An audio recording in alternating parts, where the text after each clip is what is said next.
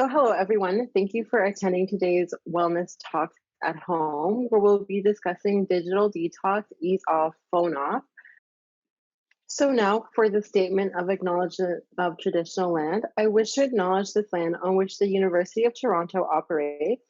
For thousands of years, it has been the traditional land of the Huron-Wendat, the Seneca, and the Mississaugas of the Credit River. Today, this meeting place is still the home to many Indigenous people from across Turtle Island, and we are grateful to have the opportunity to work on this land. Before we begin the presentation, we did just want to start off with the first reflection question, which is, have you ever taken a social media break? Please feel free to unmute yourself or put your responses in the chat. So we have Angelica saying in the chat, yes, but it only lasts for a few hours and I am in dire need of a detox.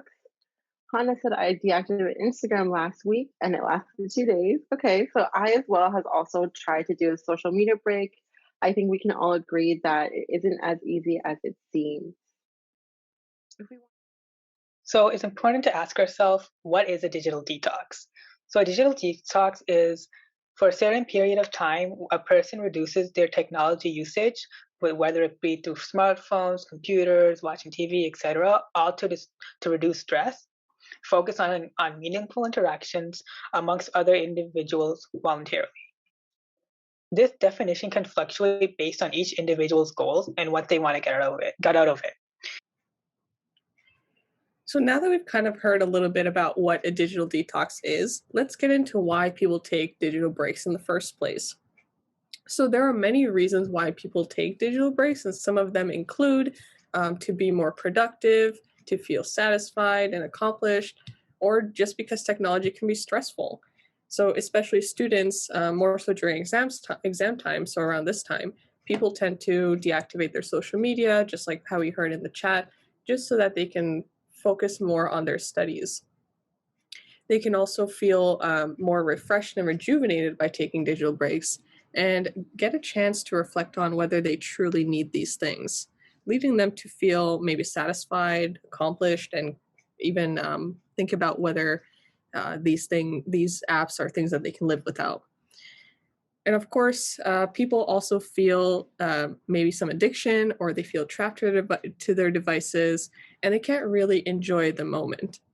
And of course, technology can be stressful. You have your notifications, your streaks, and so on, which all kind of compound on each other and make it difficult to kind of take a digital break in the first place, even if it's much needed.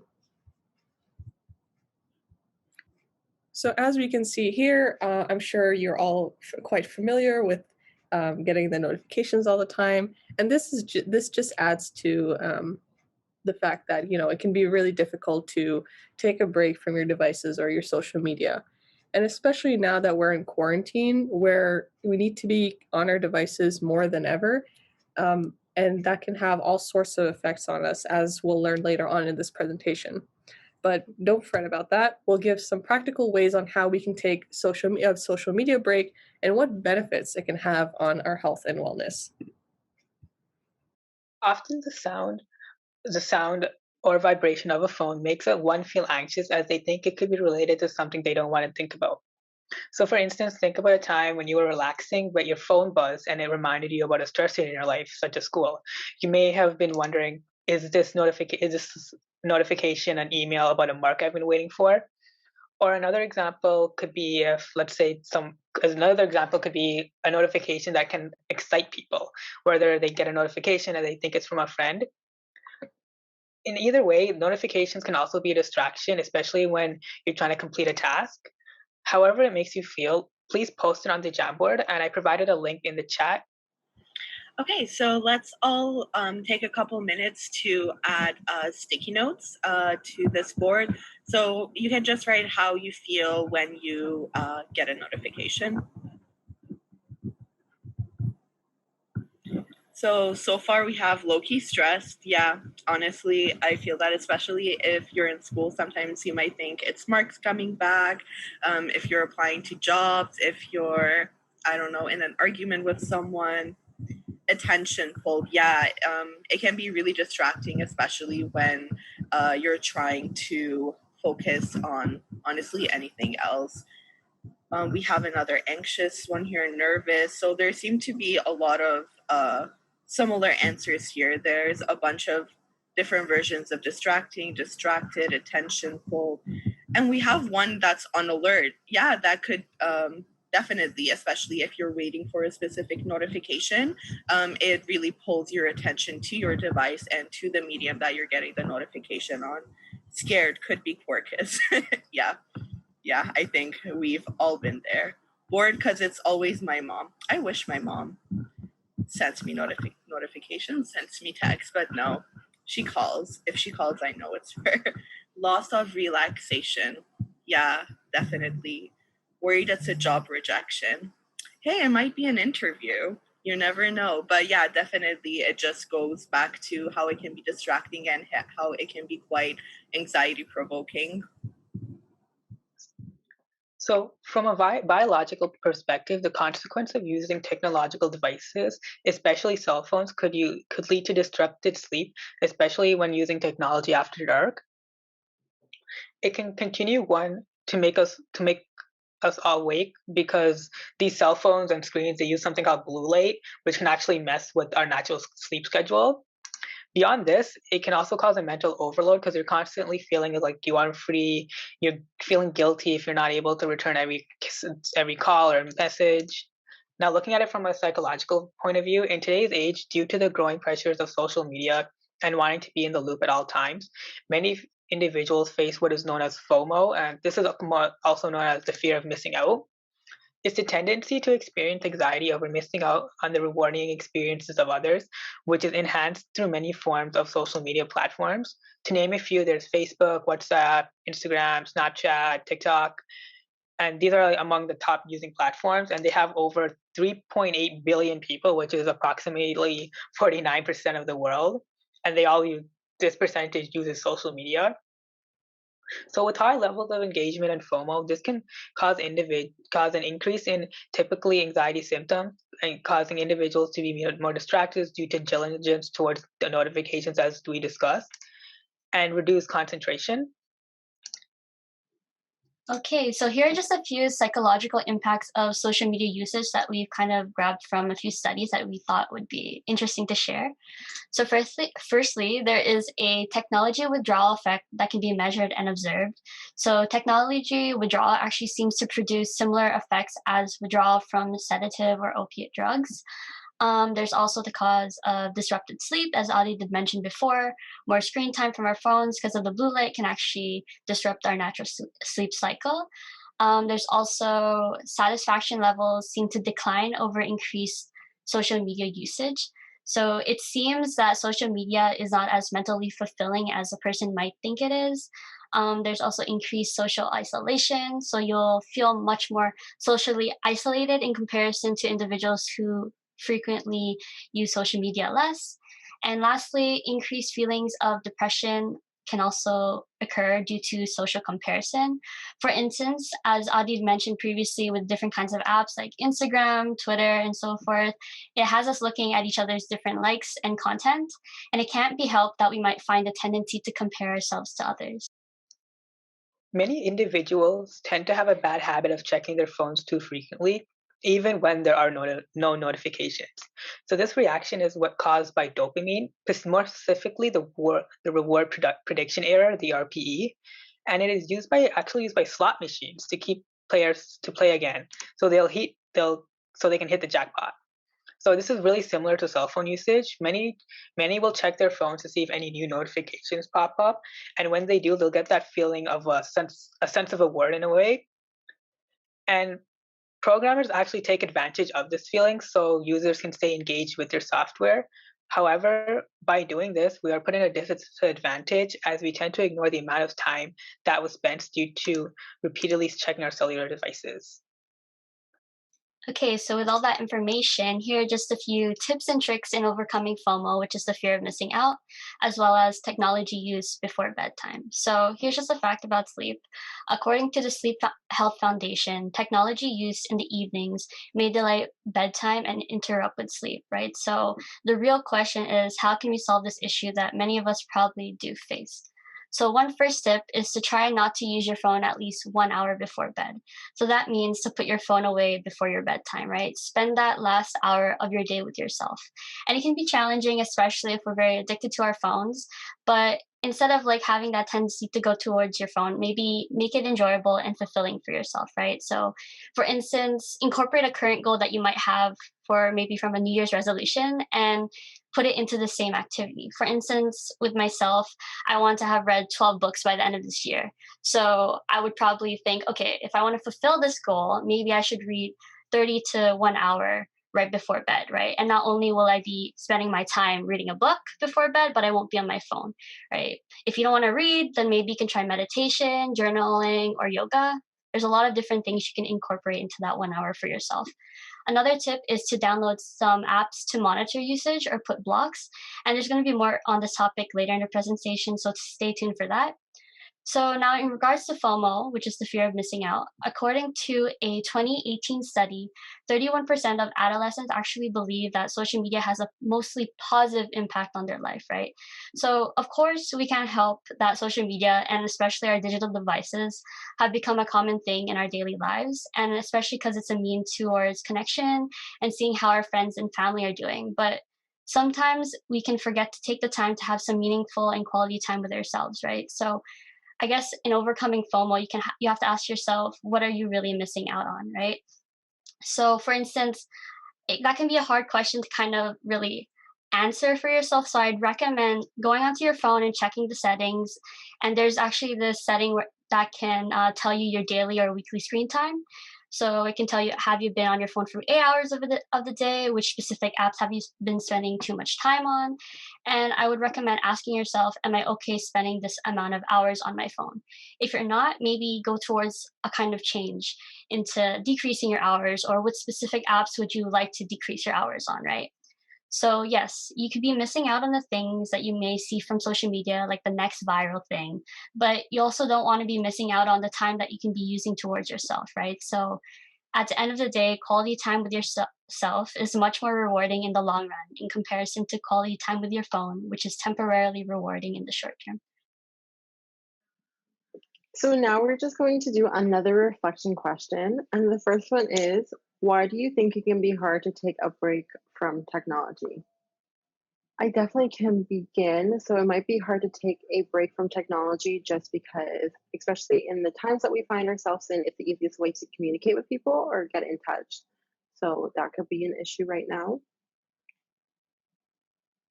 School is online. That's another one. Yes, school is online. So we are required to be on technology. Fatima is also saying, I feel like many uni events and stuff are shared on social media and you don't want to miss out on that. That's a big point as well. Fear of missing important information such as school. We also get notifications from Canvas and stuff.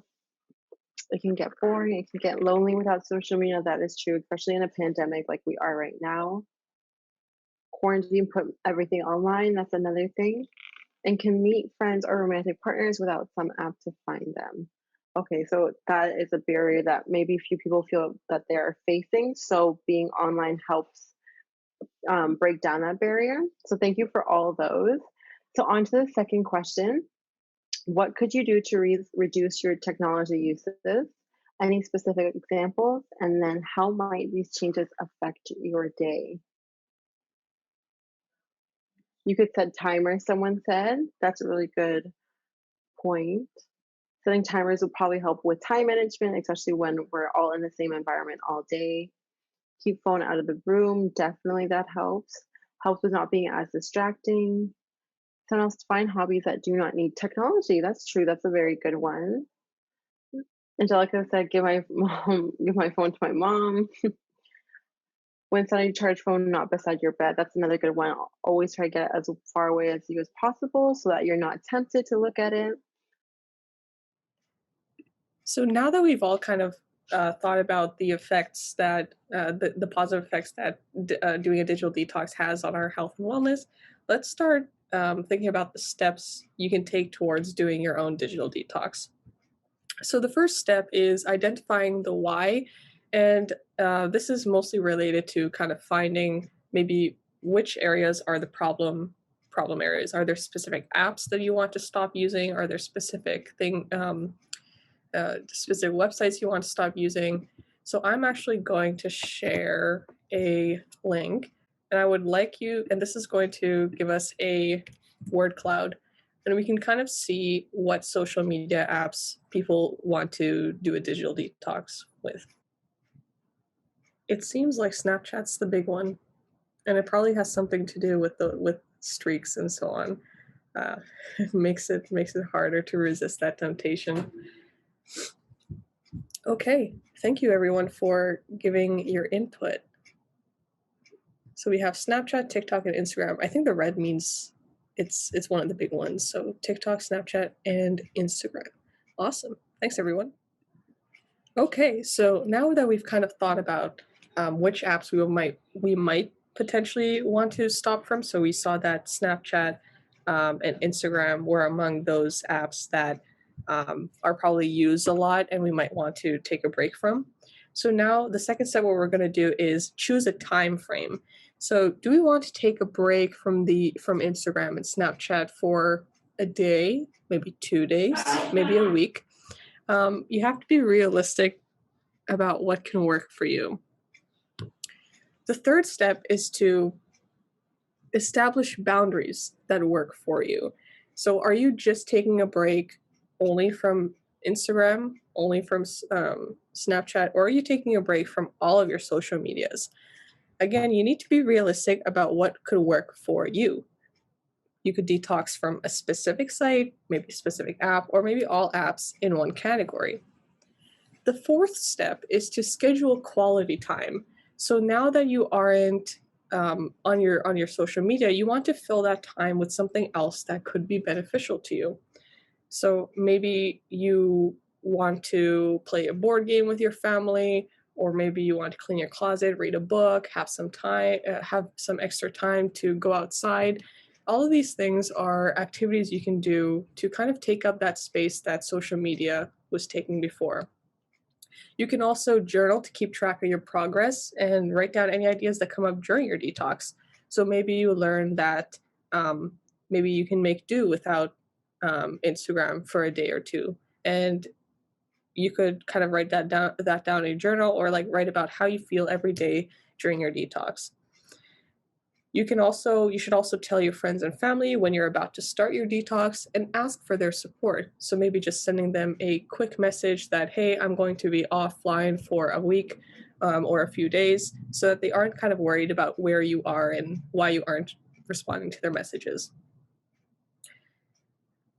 Something else you can do is to, instead of uninstalling or removing the apps, you can actually put passwords or locks on apps so that they are not open during certain hours or times of the day. And this can be extremely beneficial if you, for example, you want to allocate maybe between 12 and 6 p.m., noon and 6 p.m., you want to be studying and you don't want to be on your phone. And then maybe you set it up so that it opens up for an hour. And so you have between 6 and 7 to check your social media and see what you missed for that time. And the fifth step of our digital detox is to reflect. And this is where you think about, 1, what have you learned from this experience? Number 2, having lived without the social media or the app or the website for so long, are there any devices or platforms you think you can do without permanently? And the third thing that you can reflect on is, would you consider setting a regular time of the day, say Saturday afternoons or Sunday evenings every week, in order to repeat this experience?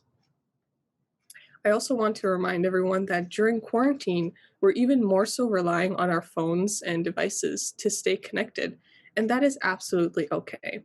Just be sure to set limits to screen time so that you are making the most out of the social media apps you have and you aren't affecting your health and well-being. Okay, so now that we talked about the steps towards taking a digital detox, let's talk about things to be mindful of. More specifically, what to be mindful of in terms of internet consumption, when it comes to internet consumption. So firstly, you want to give it a time and place. Try having a limited designated time during the day where you can where you can scroll to your heart's content. Finding a balance that works for you is key. Secondly, give it a purpose. Repositioning your social media usage in a positive direction can help you take a break, help you take back the negative hold it can have on your time and mindset. Thirdly, don't do it alone. Accountability is powerful, and so having a good group of friends or supportive family to do it with will really help you stay motivated. And lastly, track your usage and set limits. The first steps to decreasing the time you spend online is finding out how much time you spend online. Depending on the brand, you'll be able to check your screen time to see reports on your internet usage and set your own limits. Another great tip is the various social media apps to keep you more aware of your screen times, which brings us to our next slide. Okay, so if you're in need of assistance when it comes to limiting your screen time, please check out these apps. So the one on the right is Moment on the right. So this is an app that'll help you track and manage how much time you spend on your phone. You can set limits and enable reminders and enable automatic shutoffs. And on the left, we have an app called Flip It. This app helps you limit screen time by locking your phone for a set amount of time. And in the middle, we have Forest. Forest sets a timer on the app and plants a seed. When this happens, your seed will grow into a tree. However, if you unlock your phone or leave the app before your timer is up, your tree will die, which would suck. To encourage this behavior, Forest will send you digital coins every time you grow a full tree. And over time, you can use these rewards to actually grow a real tree. So there will be like a real life impact. Okay, so if you'd like to get connected to the Health and Wellness Center and learn more about services that they provide, in addition to learning more about talks like this that happen every week, you can use the following links. I'll post it in the chat. So the first one is the official website for Health and Wellness. The second one is a really, really helpful link if you're looking for resources. And the last three are social media pages for Health and Wellness. So make sure to give those a follow so you're always up to date with new groups, new presentations, and resources. And then alongside with the counseling services Health and Wellness has, there are also peer-to-peer drop-in groups. They're held every Tuesday and Friday from 1 to 2:30 p.m. We are trained student peers who can provide coping skills, strategies for managing mental health, and resources that may be beneficial. We would love to see you drop by. So a big thank you to the presenters on this amazing presentation, and thank you everyone for attending today's Wellness Talks at Home. And next week we'll be discussing around building community food security, hosted by Nutritional Health and various guest speakers. Thanks again, and hope to see everyone next week.